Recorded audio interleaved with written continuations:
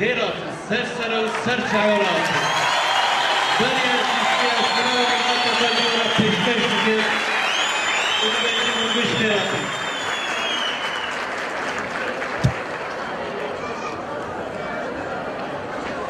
Değerli arkadaşlar, saygıdeğer analar, barış anaları, genç arkadaşlar, kadın arkadaşlar,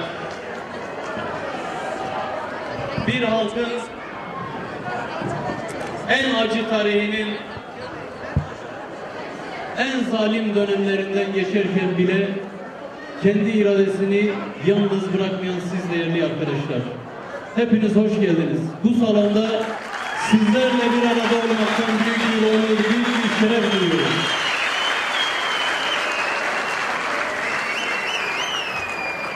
Öncelikle Ümraniye İlçe Teşkilatımıza böylesine coşkulu, böylesine heyecanlı, görkemli bir organizasyonu gerçekleştirdikleri için teşekkür ediyorum. Biliyorsunuz birçok arkadaşımız, ilçe yöneticimiz, ilçe eş başkanlarımız tutuklu olmasına rağmen fedakarlıkla, kahramanlıkla, sizlerin desteğiyle partinin çalışmalarını yürütüyorlar. Bu nedenle sizler başta olmak üzere emeği geçen bütün partili arkadaşlarıma da, bütün yoldaşlara da buradan teşekkürlerimi sunarak başlamak istiyorum.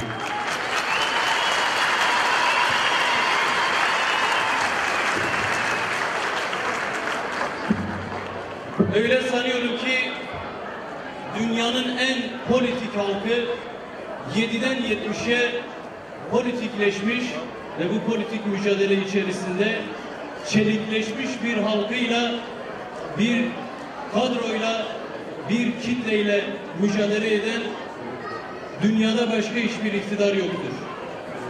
Şimdi bizler öylesine dönemlerden geçiyoruz ki hem bir taraftan büyük bir baskı, büyük bir zulüm, büyük bir faşizan hareket var ama buna karşılık tarihin bu döneminde yazılabilecek en görkemli direniş de var. Baskı ve zulüm, direniş at başı gidiyor. Bugünlerde özellikle AKP Genel Başkanı'nın çılgınlaşmış bir düzeyde seviyeyi ayaklar altına düşürerek her türlü ahlaki, edebi sınırları da aşarak terbiyesizce bir dille bize saldırıyor olmasının altında yatan neden ortaya koyduğunuz direniştir. Çılgınlaşmasının en büyük nedeni bu kadar zulme, bu kadar baskıya rağmen halen bizi teslim alamamış olmasıdır. Çünkü kendisi her şeyden önce şuna inanıyordu. Eğer diyorlardı ki bu KCK operasyonları, bu askeri operasyonlar nefes aldırmadan sürdürülürse Kürt halkı korkar, Kürt halkı evinden çıkamaz bir hale gelir. Bütün hesapları, bütün planları bunun üzerineydi. Ve bu nedenle 7'den 70'e parti kadrosu olup olmadığına bakmaksızın bir halkın tamamını neredeyse cezaevine tıkmayı, cezaevinde rehin almayı bir politika olarak belirlediler. Daha önce de konuşmalarımda altını çizerek belirttim. Orta Doğu'da önümüzdeki 100 yılın kaderi yazılıyor. Geçen 100 yıl boyunca bizler kendi ana vatanımızda yok sayılan, inkar edilen, kendi ana vatanımızda insan yerine dahi konulmayan bir halk olarak yaşamak zorunda bırakıldık. Şimdi istiyorlar ki bir 100 yılı daha bu şekilde köle muamelesiyle, ikinci sınıf vatandaş muamelesiyle geçirelim. Bizim tarihimiz yazılırken kendi kaderimizi kendi ellerimizle belirlemeyelim diye bu kadar baskı, bu kadar zulüm yürütüyorlar. Onların kendi cephesinden yürüttüklerini, yapmaya çalıştıklarını elbette ki bizler anlıyoruz. Çünkü Kürt halkının artık ortaya koymuş olduğu güçlü direniş, ortaya koymuş olduğu güçlü siyasi irade AKP'ye başka seçenek bırakmıyor. Ya Kürt halkının özgürlüğünü tanıyacak ya da Kürt halkına karşı topyekün bir savaş yürütecekti. Önünde başka seçenek yoktu. İkinci seçeneği Kürt halkına karşı topyekün savaş seçeneğini tercih ettiler ve şimdi böylesi bir dönemde işe siyaset yapma ve halkımızın iradesini doğru temsil etme gayretini sürdürüyoruz. Değerli arkadaşlar, bu salonda bulunan hemen hemen herkes eminim ki yaşadığı her saniyede, yaşadığı her dakikada zulmü hissetmiş, yüreğinde hissetmiş insanlardır.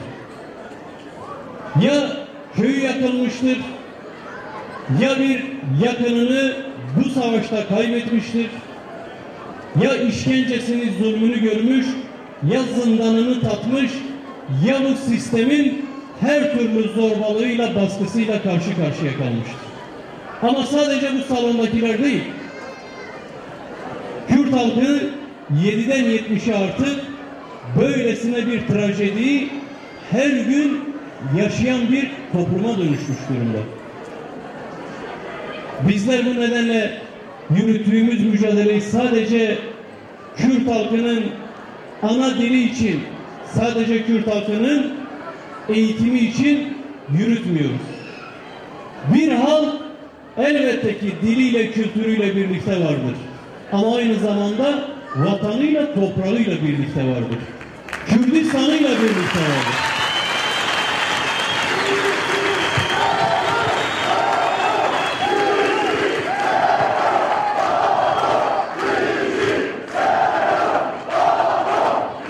Ve bütün yaşanan bu zulmün, bize yaşatılan bu zulmün son bulmasının tek yolu var. Kürt halkının bütün özgürlükleri kabul edilecek. Çünkü Kürt halkı bu mücadeleyi yürüttü, bedelini ödedi. Şimdi ortaya çıkan bu talepleri AKP'nin kabul etmesi dışında biz hiçbir seçeneği asla ama asla gündemimize almayacağız. Neredeyse her gün bir AKP yetkilisi veya sözcüleri bir yandan tutuklamalar, bir yandan operasyonlar var ama alttan da müzakereler sürdürülüyor diye psikolojik savaşın her türlü yöntemini deniyorlar. Bu salonda bütün halkımızın açık yüreklilikle bilmesini istediğimiz bir konu var. Bizim AKP ile ne alttan, ne üstten, ne kapalı kapılar ardında, ne de açıktan yürüttüğümüz bir görüşme, müzakere yoktur. AKP bunu aldatmaca için kullanmaya çalışıyor. Ve şunu da belirtiyorum. Bizimle müzakere yürüteceğini söyleyen AKP'nin genel başkanı halkı, kamuoyunu aldatmaya çalışıyor. Bizlerle müzakere niyeti olsaydı, gerçekten barış konusunda zerre kadar samimiyeti olsaydı ve zerre kadar barışa inansaydı, hiçbir şey yapmasa bize karşı kullandığı üslubu değiştirmesi gerekirdi.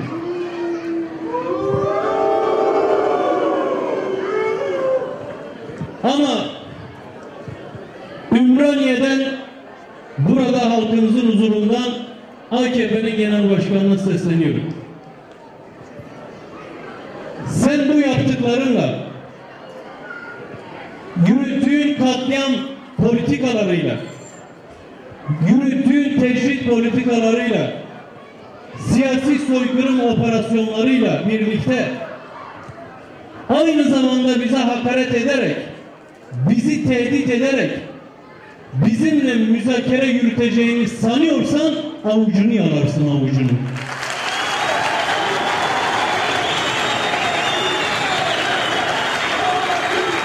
Sadece avucunu yalarsın. Diyor ki Tayyip Efendi, bu Bunlar diyor sıkıştıkça gelip bizim kapımızı çalıyorlar. Bizimle müzakere yürütmek istiyorlar. Ama biz bir bakacağız diyor. Sen neye bakacaksın?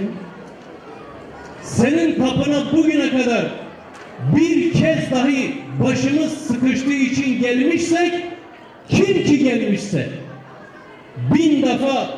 bin defa halkına kurban olsun. Biz senin kapına bugüne kadar tek bir defa bile başımız sıkıştığı için gelmedik. Senden tek bir defa bile ihale istemek için, rant istemek için gelmedik. Müzakere çağrısı yaptıysak sadece gençler ölmesin diye, sadece o analar, o gencecik evlatlarının ölü bedenlerine sarılmasınlar diye müzakere çağrısı yaptık. Yoksa sen bizi etrafındaki 3 kuruşa satın aldığın Kürtlerle karıştırıyorsan dön bir defa daha bak.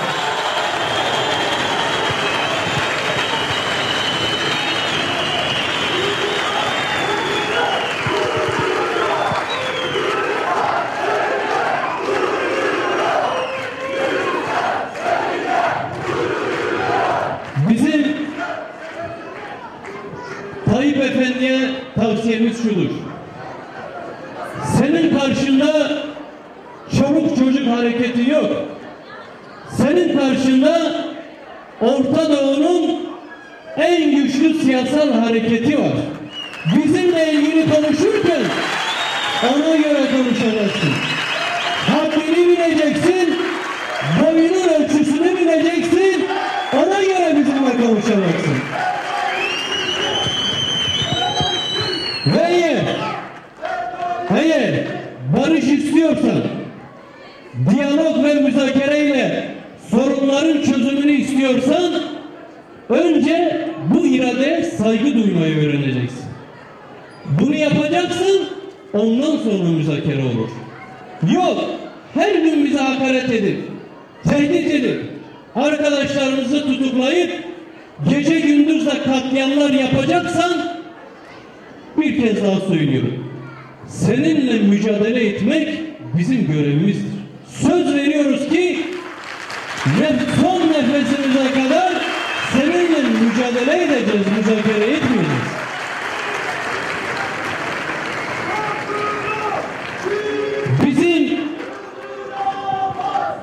Bizim barış talebimiz, bizim müzakere talebimiz beyefendi tarafından zafiyet olarak algılanıyor. Sanki biz diz çökmüşüz de Tayyip Efendi'den barış dileniyoruz. Diz çökmeyi sen bilirsin sen. Senin fotoğrafların var. Kimlerin önünden nasıl diz çöktüğünü biz iyi biliriz.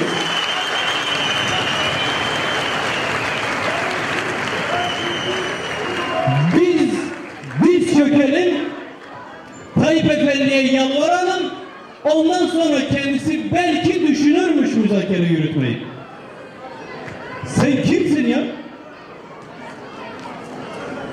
Biz Kenan Evren faşizmine karşı 12 Eylül zindanlarında insanların nefes almaya cesaret edemediği koşullarda bedenini ölüme yatırıp, bedenini yangına çevirip bu halka özgürlüğünü armağan eden mazlum Doğan'ın arkadaşları. Sen kimsin sen?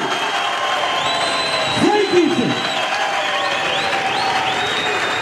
Sen kimsin ki biz senin önünde diz çökeceğiz? Sen bizim kim olduğumuzu iyi biliyorsun. Biz senin önünde değil diz çökmek, gözümüzü kırpmayız, gözümüzü. Rüyanda görürsün önce. Sana teslim olmuş, senin önünde diz çökmüş bir BDP'liyi sen rüyanda da göremeyeceksin. O hasretle, o dertle gideceksin. Bu nedenle herkes şunu iyi bilsin. Biz müzakere, diyalog derken korktuğumuz için zayıf olduğumuz için bunları söylemiyoruz. Vicdanlı olduğumuz için, ahlaklı olduğumuz için, barışa yürekten inandığımız için bunları söylüyoruz. Ama sen yanlış anlıyorsan, senin anladığın dilden, senin anlayacağın dilden söylemeye devam edeceğiz. Ey Tayyip Efendi, şunu unutma, bu dünya Sultan Süleyman'a da kalmadı. Senin gibi niceleri gelip geçti, bu hal böylesine görkemli bir iradeyle dimdik ayaktadır işte. Bu dönemlerde bunların faşizmine karşı bizim en büyük ilacımız dayanışmadır. Halkımızın birliğidir. Bizim arkamızda başka bir güç yok çünkü. Yukarıda Allah, aşağıda halkımızın kararlı iradesi. Bu da bize yeter. Bu da kazanmamız için, özgürlük için, zafer için bize yeterdir. Yeter ki siz birlik olun. Yeter ki siz beraberlik içerisinde halkın ulusal birliğini güçlendirin. Yeter ki siz özgürlüğünüz etrafında kenetlenin. Ben buradan AKP'ye şu veya bu şekilde gönül vermiş, oy vermiş, orada görev yapan Kürtlere de sesleniyorum. Bakın bu iş artık vicdan, haysiyet, onur meselesidir. Ortada iki farklı parti yok. Ortada bir katliamcı, ortada bir soykırımcı hareketle halkın onurlu mücadelesini yürüten özgürlük hareketi var. Ortada iki parti yok. Bir parti var. Barış ve Demokrasi Partisi. Onların katliamcı zihniyetini biz parti olarak tanımıyoruz, tanımlamıyoruz. Orada görev yapan ve AKP'ye güç veren Kürtler şunu unutmasınlar. Bugün Roboski katliamı Başbakanın tek bir özrüne bile değer görünmüyorsa en fazla sizin payınız var. AKP'deki Kürtlerin payı var. AKP'deki Kürtler Roboski katliamının ortağıdırlar. O pilotlar, savaş pilotları aldıkları emirle AKP'nin genel başkanından, genelkurmay başkanından aldıkları emirle 19'u çocuk 34 Kürt gencini parçalarken AKP'deki Kürtlere güveniyorlardı. Çünkü şunu biliyorlar. Biz ne kadar da öldürsek, ne kadar da tutuklasak, her gün hakaret de etsek arkamızda Kürtler var diyorlar. Yanımızda Kürtler var diyorlar. Bütün dünyaya yanlarındaki Kürtleri gösteriyorlar. Bakın diyorlar, Kürtler yanımızda, geri kalanlar terörist diyorlar. O Kürtlere güvenerek bu katliamları yapıyorlar. Ve eğer şu kadar vicdanınız, şu kadar ulusal onurunuz varsa o partiden ayrılın, istifa edin, terk edin, lanetleyin böylesine katliamcı bir zihniyeti.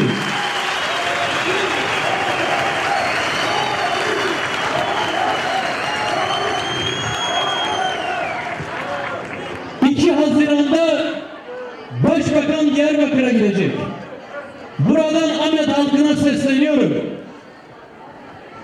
Bütün Ahmet halkından rica ediyorum. O gün Roboski katliamının baş mimarı ve sorumlusu Ahmet'e geldiğinde yanında tek bir onurlu Kürt göremezsin.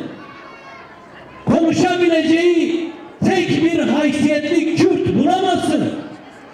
Ahmet halkı katliamcıları kendi çetesiyle baş başa bıraksın. Protesto etsin. Çıkmasın o gün sokağa. Gitmesin onu dinlemeye. Yüzüne çarpsın o katliamcı zihniyeti. Ahmet halkı bunu yapsın ki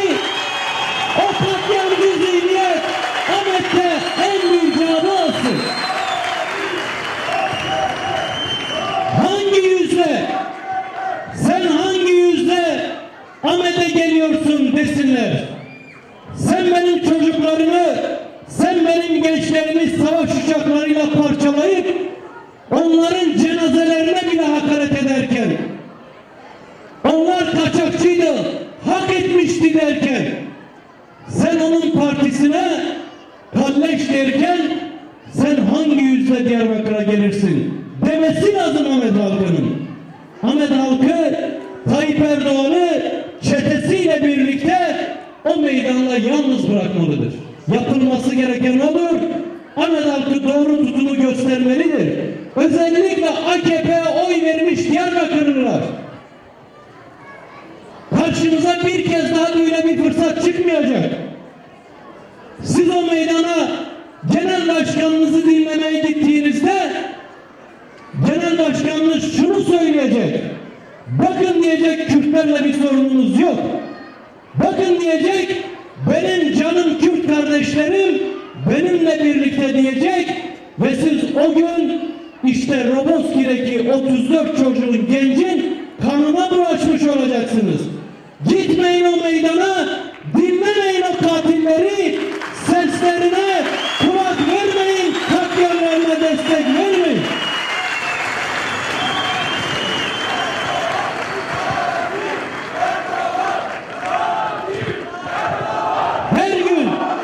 Her gün barış diye dilimizde tüy bitecek, kardeşlik diye dilimizde tüy bitecek, mitingiyle, yürüyüşüyle, sarıldanıyla savaşı durdurmaya çalışacağız.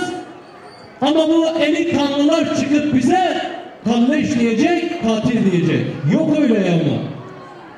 Böyle kardeşlik de olmaz. Senin kardeşliğini de istemiyoruz, kardeşliğini de istemiyoruz. Senin hiçbir şeyini istemiyoruz. Senden kardeş de olmaz. Bizi yok sayan, inkar eden, değerlerimize her gün dil uzatandan kardeş olmaz. Biz BDP olarak şu saatten itibaren artık şunu tartışacağız. Bütün bu hakaretlere, tutuklamalara, katliamlara rağmen biz bu sistemin içinde kalalım mı, kalmayalım mı? Halkımızla birlikte biz artık bunu gündemimize alıp bunu tartışacağız. Belediyemizle, vekilimizle, parti teşkilatımızla, genel merkezimizle resmi olarak bu sistemin içinde kalmakta fayda var mı, yok mu? Bunu tartışacağız artık. Çünkü Kürt halkı bu faşizan, bu zulüm düzeninin kölesi değildir. Mecbur da değildir, çaresiz de, alternatifsiz de değildir. Bunlar artık bizim gündemimizdedir. Bunları sizlerle birlikte tartışacağız. Eğer faşizan düzen, bizi yok sayan düzen değişmiyorsa, biz bu düzenle birlikte yaşamak zorunda değiliz. Hep diyorlar ya, tek vatan. Kusura bakmayın ama bu tek vatan dediğinize biz de vatanımızı katmışız. Kürdistan'ımızı katmışız. Bunu da kabul edeceksiniz. Bunu da anlayacaksınız. Buna da saygı duyacaksınız. Kürt halkı her gün sizin hakaretlerinizi dinlemek zorunda değil. Sen Kürt halkının başbakanı değilsin. Gece gündüz halkın evlatlarını tutuklayıp sorgusuz sualsiz zindanlara doldurup sorgusuz sualsiz tabutlara doldurup arkamızdan bize bu küfürleri, hakaretleri yağdırma yetkisi vermeyiz sana. Seninle mücadele ederiz. Seninle sonuna kadar direnerek özgürlüğümüzü kazanana kadar bu mücadeleyi yürütürüz. Sen müzakereden anlamıyorsun. Senin müzakereden anladığın boyun eğmektir. İlle gelip sana birileri boyun eğecek, sana biat edecek, ondan sonra sen onun adına müzakere diyeceksin. Zaten beyefendi Kürt sorununu çözdük, bitirdik diyor. Kürt sorunu bitti diyor. Benim Kürt halkıyla, Kürt kardeşlerimle hiçbir sorunum kalmadı diyor. Peki bizle neyi müzakere edeceksin? Sen bizle neyi görüşmek istiyorsun o zaman? BDP ile görüşüp görüşürüz, BDP ile müzakere ederiz derken bizimle neyi görüşeceksin? Çözmüşsen Kürt sorununu, mesele yok o zaman. Ne konuşacaksın bize? Sen bize geldiğinde bizim söyleyeceklerimiz belli. Sana diyeceğiz ki, bir, Sayın Öcalan özgür olacak. İki, PKK tutukluları serbest kalacak. Zindanlar boşalacak. Üç, Kürt halkı ana dilinde eğitim yapacak. Kamusal alanda her yerde ana dilini özgürce kullanacak. Dört, Kürt halkı özellikle kendini yönetecek. Kürdistan'da kendi iradesiyle yönetimini anayasal güvenceye alacak. Peki senin bunları konuşmaya cesaretin var mı? Yok. Bırak konuşmaya, bunları duymaya tahammülün, cesaretin yok. Sen bizden neyi müzakere edeceksin? Çözmüşsen Kürt sorununu, etrafındaki Kürtlerle birlikte sana hayırlı uğurlu olsun. Biz yolumuzda yürümeye, mücadelemizi sürdürerek özgürlüğümüzü kazanana kadar direnmeye devam edeceğiz. Bizim işimiz bu. Bizim görevimiz bu. Halkımızın bize verdiği görev budur. Çünkü hiçbir halk böylesine bir hakareti asla ama asla kabul etmez. Böylesine haksızlığı, hakareti kabul etmek onursuzluktur. Bize onursuzluğu dayatıyor bu. Diliniz diyor, sokakta konuşabilirsiniz, evde serbest konuşuyorsunuz, üstelik diyor, cezaevinde diyor çocuklarınızla bile Kürtçe konuşmanızı serbest bıraktık, daha ne istiyorsunuz diyor. İnşallah sen o günleri görürsün. Senin çocukların da cezaevine girersen de ana dilinle konuşursun. O özgürlüğü sen de tadarsın. O özgürlükse senin çocuğun da cezaevine girince sen de gider ana dilinle konuşursun. İçin rahatlar. Dersin ki ne güzel Türkçe konuşuyorum çocuğumla. Ana dilinle konuşursun. O özgürlük sana olsun. Diyor ki biz size ana dilinizi öğrenme fırsatı verdik. Nasıl? Özel kurs açacaksınız, paranızı verip gidip kendi ana dilinizi öğreneceksiniz. İnşallah o özgürlüğü Allah sana nasip eder. Parayla gidersin, Türkçe öğrenmek zorunda kalırsın. O da senin olsun.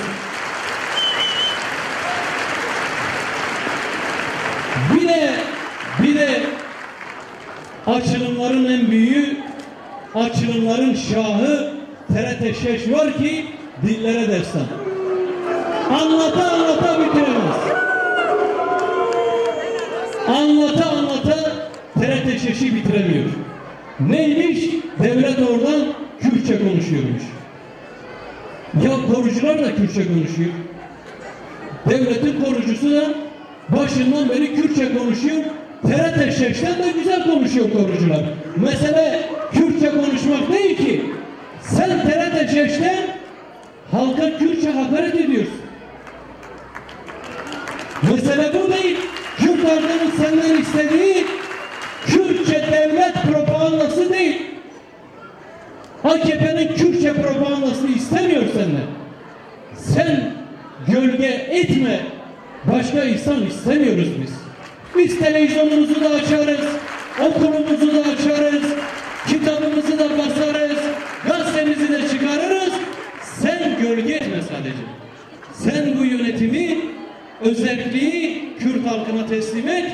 Kürt halkı kendi kendini nasıl yöneteceğini bilir, televizyonda ne konuşacağını bilir, nasıl eğitim yapacağını bilir, nasıl hizmet yapacağını bilir. Sen aradan çekil yeter ki. Şu anda en büyük sorun AKP'nin kendisidir. Kürt sorununun önündeki en büyük engel bunların zihniyetidir. Bunlar aradan çekildikten sonra Kürt sorunu Kürt halkının kendi öz gücüyle çözülecektir. Biz bu güce sahibiz. Bu örgütlü güce sahibiz. Bizim gençlerimiz dünyanın 4000 yanına dağılmışlar, metropollere dağılmışlar, bir lokma ekmeğin peşinde gece gündüz çalışıyorlar, karın tokluğuna emeğini sömürgeye teslim ediyorlar. Ama köyleri orada, şehirleri orada, toprakları orada bir hazine şeklinde bomboş bekliyor. Bunun nedeni işte Kürt gencini, Kürt kadınını teslim alma politikasıdır. Bugün Kürdistan toprakları bütün Orta Doğu ülkelerini besleyebilecek kadar zenginken Kürt halkı Orta Doğu'nun en yoksul halkı haline gelmiştir. Kürt halkının %60'ı işsizdir. Ama bir hazinenin üzerinde oturuyor. Altta hazine var, toprağın üstünde hazine var ama üstüne giyeceği gömleği yok. Akşam evine götüreceği ekmeği yok. Sen Kürt'ü Kürdistan'da yoksulluğa mahkum edersen Kürt de sana isyan eder. Başka bir şey yapmaz. Sana boyun eğmez, sana isyan eder sadece.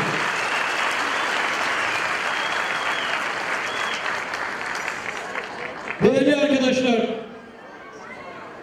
elbette ki bugüne kadar büyük zorluklar, büyük bedeller, büyük acılarla bu mücadele bugüne geldi, bu noktaya geldi. Nasıl geldiğini en az ben bilirim, en fazla siz bilirsiniz. Bu acıyı siz çektiniz. Siz bedelini en ağır şekilde ödediniz. Analar, kadınlar, gençler en ağır şekilde ödedi. Biz bugünlere kolay gelmedik. AKP'nin lütfuyla bugünlere gelmedik. Bizi uçurumun kenarından siz çıkarıp aldınız. Bu halkı uçurumun kenarına getirmiş, yok etmek üzereydiler. Sizler direnerek bu halkı bugünlere getirdiniz. Başbakanın AKP'nin lütfuyla biz bugün bu noktalarda değiliz. Bundan sonra da eğer bir adım gideceksek yine böyle gideceğiz. Zorluklarla, bedel ödeyerek. Başka çaresi yok. Çünkü arkamızda büyük devletler yok. Arkamızda uluslararası güçler yok. Arkamızda ordular yok. Savaş uçakları, tanklar, toplar, valiler, kaymakamlar yok. Olmayacak da. Biz bizeyiz. Biz varız. Bu nedenle daha fazla el ele, daha fazla omuz omuza mücadele etmek dışında seçeneğimiz yok. Bedeli daha da ağır olabilir. Şu saatten sonra bize çok daha ağır bedeller ödetebilirler. Geçmişten yaptıklarının daha ağırını da yapabilirler. Ama bu bedel neyse bizim bunu ödemek dışında seçeneğimiz de yok. Çünkü biz istiyoruz ki şu küçük çocuklar artık bizim yaşadıklarımızı yaşamasınlar. Bizim çocuklarımız özgür olsun istiyoruz. Eğer bunun kararını vermişsek, eğer bu konuda tereddüt yoksa bedeli neyse artık biz ödeyeceğiz. Çocuklarımıza bırakmayacağız. Ölümse ölüm, zindansa zindan. İşkence ise işkence, sürgünse sürgün. Biz bedel ödeyeceğiz ve çocuklarımıza özgürlüğü armağan edeceğiz. Ne yaparlarsa yapsınlar asla moralimizi bozmayacağız. Bu psikolojik savaş, psikolojik harekat sadece moralimizi bozmak için yürütülüyor. Gerekirse televizyonlarını izlemeyin, gazetelerini okumayın. Ama bilin ki biz her zamankinden daha güçlüyüz. Kendini güçlü göstermeye çalışıyorlar.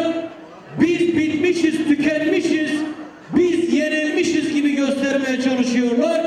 Ama durum tam tersidir. Biz eskiden birsek, şimdi biriz. Eskiden binsek, şimdi milyonuz, 10 milyonuz. Ahmet'ten Nevroz Meydanı her şeyi ortaya çıkardı, her şeyi açığa çıkardı. Bu nedenle psikolojik savaşlarına, yalanlarına asla aldanmayın. Biz haklı olduğumuz için, bizim taleplerimiz meşru olduğu için ve biz örgütlü, güçlü olduğumuz için kazanacağız. Bunlar zalim olduğu için, bunların zerre kadar hakkı, hukuku üzerimizde olmadığı için bunlar kaybedecekler. Tarihte bütün zalimler direnen mazlumlar karşısında kaybetmiştir. AKP de kaybedecektir. Bundan zerre kadar tereddüdünüz olmasın. Bunlar kaybetmeye mahkum bir rant hareketidir. Kaybetmeye mahkum bir şirkettirler, şirket. Bu şirket iflas edecek. Evdeki hesapları çarşıya uymamıştır. Bütün zulüm, bütün faşizm halkın direniş duvarlarından geri dönmüştür. Artık final aşamasındayız, zafer aşamasındayız. Panikleri, öfkeleri bundandır. Daha fazla öfkelenebilirler. Meclis grubumuza yönelebilirler. Daha fazlasını da yapmak isteyebilirler. Yapsınlar. Yapmaya güçleri yok mu? Var. Polis onların, savcı onların, mahkeme onların. Ama bizim bir halk olduğumuzu asla unutmayın. Biz bir kadro hareketi değiliz. BDP tümden kapatılsa, BDP'nin bütün kadroları içeri dağıtılsa biz bir halk hareketiyiz. Bu mücadeleyi siz yürütüyorsunuz. Siz BDP ile birlikte var olmadınız, BDP ile birlikte yok da olmazsınız. BDP'yi siz var ettiniz. Ancak siz yok edebilirsiniz. Bu yüzden asla moralinizi bozmayın. İçiniz rahat olsun. Net olun. Emin olun. Bugün ben giderim. Arkadaşım gider. Yoldaşım gider. Bizim yerimize gelecek binlerce kahraman genç vardır. Bizim yerimizi dolduracak yüz binlerce yiğit vardır. Bizler bu coşkuyla, bu heyecanla, bu kararlılıkla kesinlikle kazanmaya bu kadar yakınken en küçük bir tereddüt göstermeden omuz omuza yürüyelim diyorum. Değerli arkadaşlar, bu coşkulu salonda Ümraniye'de halkımızın böylesine heyecanlı birlikteliğinde bizler moral buluruz, umut buluruz, heyecan buluruz. Bizim gıdamız sizin gülüşünüzdür. Bizim gıdamız sizin selamınızdır. Bizim gıdamız sizin alkışınızdır. Biz sizden cesaret alırız ve sizi mahcup etmeden, size layık olmaya çalışarak boynunuzu en küçük bir şekilde bükmeden sizi temsil etmeye çalışırız. Bizim işimiz budur. Biz sizin ancak olsa hizmetkarınız oluruz. Size layık birer hizmetkar oluruz en fazla.